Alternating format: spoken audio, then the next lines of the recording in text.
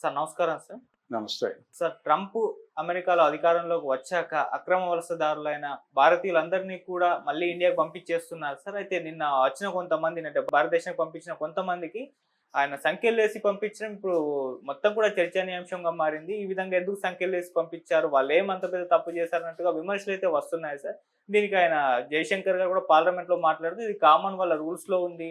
ఈ 2012 సంవత్సరాల నుంచి ఈ విధంగా జరుగుతుందన్నట్టుగా ఆయన మాట్లాడారు. మరి మీరు ఏ విధంగా చూస్తారు సార్ ఈ విధంగా సంఖ్యలేసి పంపించడం పైన? అంటే ప్రతి చోట కూడా బయట నుంచి వచ్చినటువంటి వాళ్ళ వలన హ్మ్. లోకల్‌గా ఉన్నటువంటి వాళ్ళ జీవితాలు సంక్షోభంలోకి నెట్టివేయబడుతున్నాయి అనే ఆరోపణ చాలా ప్రాంతాల్లో రకరకాలుగా ఉద్యమ స్వరూపం తీసుకుంటుంది. ఓకే. ఉదాహరణకి తెలంగాణ వేర్పాటు ఉద్యమం అని చెప్పి మాట్లాడారు కానీ అది తెలంగాణ ప్రజల హక్కుల ఉద్యమమే. హ్మ్. ఆ రోజున జరిగింది. అంటే ఇక్కడికి రావాల్సినటువంటి ఇక్కడ ప్రజలకు కావలసినటువంటివి అందటం లేదు, ఇక్కడ ప్రెజర్ ఎక్కువైపోయింది అనేటువంటిది ప్రధానమైనటువంటి గొడవ ఆ రోజున. ఈ వలసవాదం అనేది ఈ వలసల వలన లోకల్గా ఉన్న వాళ్ళకి అవకాశాలు పోతాయి అన్ని రంగాల్లో. అది మనం ప్రత్యక్షంగా చూస్తున్నాం. భారతదేశంలో దక్షిణ భారతదేశాన్ని తిని ఉత్తర భారతదేశం బతుకుతున్నటువంటి ఒక సందర్భం ఉంది. ఇప్పుడు మీరు ఆటో చూడండి, లేకపోతే ఏ రంగంలోనైనా చూడండి, హోటల్ ఇండస్ట్రీలో కావచ్చు, మీరు ఎక్కడికి వెళ్ళినా కానీ నాన్ తెలుగు పీపుల్ తగులుతున్నారు. అంటే రెండు తెలుగు రాష్ట్రాలకి సంబంధం లేని వ్యక్తులు పెట్రోల్ బంకుల్లోనూ ఆటో రిక్షాలు నడుపుతూ రకరకాల చోట్ల తగులుతారు. ఎందుకు వస్తున్నారు మీరు ఇక్కడికి? మీ ప్రాంతాల్లోనే మీరు ఉండొచ్చు కదా, ఇక్కడ లోకల్ అవకాశాలు పోతాయి కదా అంటే వాళ్ళు ఏం చెప్తారు? మనందరం భారతీయులం కదా అంటారు. అంటే జాతీయత, దేశభక్తి అనే ముసుగులో వాళ్ళు వచ్చేసి ఇక్కడ బతికేస్తూ ఉంటారు. వాళ్ళు ఇక్కడికి రావటం వలన ఏం జరుగుతుందంటే ఇక్కడ లోకల్గా ఈ పనులు చేసుకునే వాళ్ళకి అవకాశాలు పోతాయి. ఓకే. అలాగే వీళ్ళ ధరలు పెరగవు. అంటే ఇప్పుడు ఉదాహరణకి ఒక చోట ఒక పని రోజుకి 200 రూపాయలు తీసుకుని పనిచేసేవాడు 500 డిమాండ్ చేశాడు అనుకుందాం.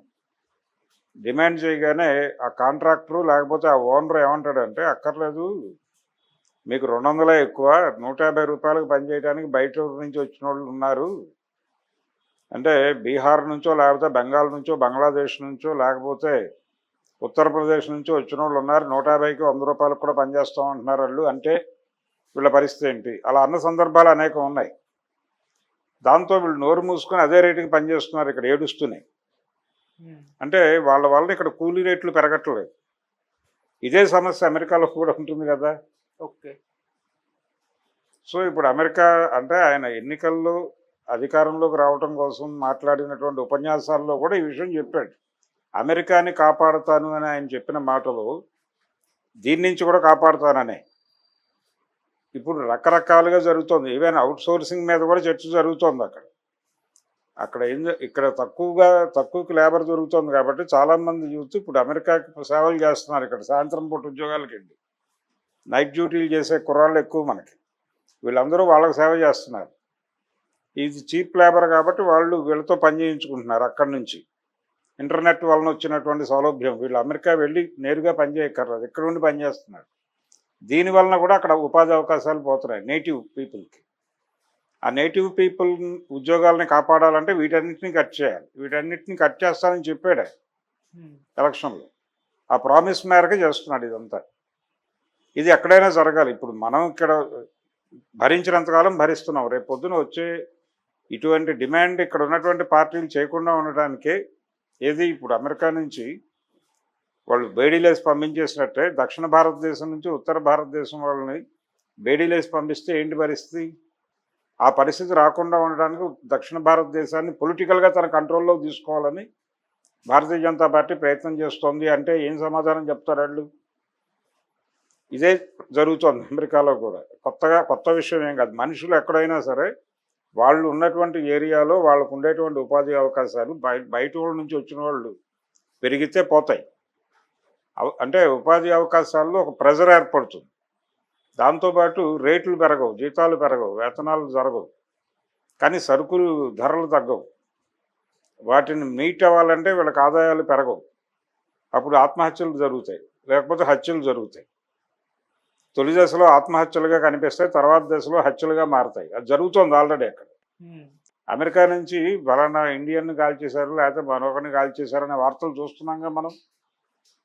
ఎందుకు వస్తున్నాయి ఆ వార్తలు అంటే వాళ్ళకి ఎక్కడో కడుపు మంట ఉంటుంది. వీళ్ళు వచ్చి ఇక్కడ రెస్టారెంట్లు పెట్టేస్తారు, వీళ్ళు వచ్చి ఇక్కడ వ్యాపారాలు చేసేస్తారు, వీళ్ళు వచ్చి ఇక్కడ ఉద్యోగాలు చేసేస్తారు, మా బతుకులు ఏంటి అనే క్వశ్చన్ నేటివ్ పీపుల్లో రైజ్ అయినప్పుడు వాళ్ళు ఎక్కడో చోట రియాక్ట్ అవుతారు కదా ఏదో పద్ధతిలో. ఆ నిజానికి అమెరికాకి ఆ హక్కు లేదు అనే ఆర్గ్యుమెంట్ ఒకటి ఉంది. ఎందుకంటే అది ఇట్ సెల్ఫ్ ఏ కాలనీ. ఎందుకు ఇట్ సెల్ఫ్ ఏ కాలనీ అంటున్నామంటే అసలు అక్కడ నేటివ్ పీపుల్ని ఎప్పుడో చంపేశారు. రెడ్ ఇండియన్స్ అనేటువంటి నేటివ్ పీపుల్ని ఎప్పుడో చంపేసి ఇంగ్లీష్ కాలనీగా ఏర్పడింది అది. ఆ ఇంగ్లీష్ కాలనీయే తర్వాత వాషింగ్టన్ టైంలో వాళ్ళు స్వతంత్ర పోరాటం చేసి విజయవంతంగా ఇంగ్లాండ్ నుంచి డిటాచ్ అయ్యి స్వతంత్ర దేశంగా ప్రకటించుకున్నారు. ప్రకటించుకున్న సందర్భంగా దాన్ని కాలనీగా డెవలప్ చేయటమే వ్యూహంగా మార్చాడు ఆయన వాషింగ్టన్. మార్చి వాళ్ళ మొదటి కాన్స్టిట్యూషన్లోనే అది ఉంది, ఇది కాలనీగానే వర్ధిల్లుతుంది. అందుకనే అమెరికా సంయుక్త రాష్ట్రాలు అన్నారు. అంటే ఇట్ సెల్ఫ్ అది ఒక రకమైనటువంటి మా దగ్గర డెమోక్రసీ ఉంటుంది అని చెప్పి ప్రజాస్వామ్యానికి మేమే పట్టుకొమ్మలం అన్న పద్ధతిలో మాట్లాడటం మొదలుపెట్టారు.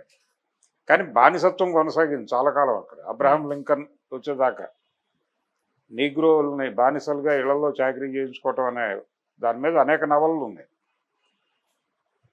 ఇంత దారుణమైనటువంటి అమెరికాలో వాళ్ళు క్రైసిస్ మొదలైన తర్వాత అంటే ప్రపంచంలో ఎక్కడికైనా సరుకులు పంపేసి అక్కడ ప్రతి దేశంతోనూ వాళ్ళు వ్యాపారానికి సంబంధించినటువంటి లావాదేవీలు నెరుపుతూ ప్రతి దేశాన్ని దోచుకుంటున్నారు అని ఎలాగైతే వాళ్ళ మీద ఆరోపణలు ఉన్నాయో, ఇప్పుడు వాళ్ళు గల్ఫ్ ఏరియాలో వాళ్ళు క్రియేట్ చేసేటువంటి పొలిటికల్ యుద్ధాలు, రాజకీయ యుద్ధాలన్నీ ఇప్పుడు గల్ఫ్లో జరుగుతున్న పొలిటికల్ వార్స్ అన్నీ కూడా వాళ్ళ క్రియేషనే. ఎందుకు క్రియేట్ చేస్తున్నారు ఈ గోలంతా అంటే అక్కడ చమురు నిల్వల మీద ఆధిపత్యం కోసం. ఈ చమురు నిల్వల మీద ఆధిపత్యం వీళ్ళకి చెక్ పెట్టడానికి చైనా మొన్న శాంక్షన్స్ విధించింది. చైనా మీద వాళ్ళు శాంక్షన్స్ విధించారు. కానీ ఇది కుదిరే పని కాదు. ఎందుకంటే రోజువారీ యాక్టివిటీ ఉంటుంది వాళ్ళతో. అంటే వీళ్ళ స్పేర్ పార్ట్స్ అని వాళ్ళు తయారు చేయాలి. ఈవెన్ యాపిల్ ఫోన్లో పార్ట్స్ కూడా వాళ్ళు తయారు చేసుకోవాల్సిన పరిస్థితి. కాబట్టి ఈ ట్రేడ్ వార్ ఒకటి నడుస్తుంది అమెరికాలో. దాంతోపాటు లోకల్ సెంటిమెంట్ని ఏదో మేరకు ప్రొటెక్ట్ చేయాల్సినటువంటి బాధ్యత కూడా ట్రంప్ మీద ఉంది. అందులో భాగంగానే వారు అక్రమ చొరబాటుదారుల వరకు పంపించేస్తామని చెప్తున్నారు. ఈ అక్రమ చొరబాటుదారుల్ని ఇలా పంపించడం ద్వారా అక్కడ ప్రజల మనసులు గెలుచుకోవాలనేది ఆయన ప్రోగ్రాం. పబ్లిసిటీ స్టంట్, అంతకుమించి ఏమీ లేదు. ఆల్రెడీ బ్రెజిల్ వాళ్ళని పంపించారు కదా, ఆ మధ్య బెడీలేసి పంపించారని చెప్పి ప్రపంచం అంతా చెప్పుకుంది కదా. అదే ఇప్పుడు ఇండియన్స్కి కూడా జరిగింది.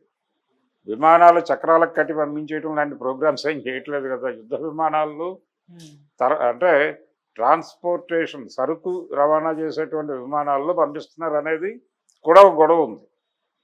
ఇదంతా దేనికి చేస్తున్నాడు వాడు అంటే వీళ్ళ మీద తీవ్రమైన ద్వేషం ప్రభుత్వానికి కూడా ఉందని ఆ నేటివ్ పీపుల్ అనుకోవాలి.